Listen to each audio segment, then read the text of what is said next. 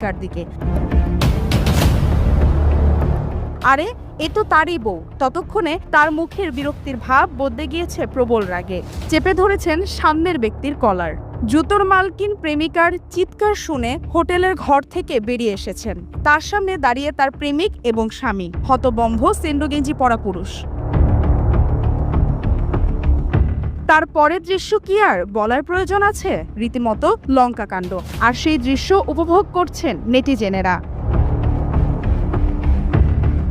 RuXYZ নামে একটি social media handle থেকে এই ভিডিও পোস্ট করা হয়েছে। তা ইতিমধ্যেই ভাইরাল সোশ্যাল মিডিয়ায়। ACTV digital.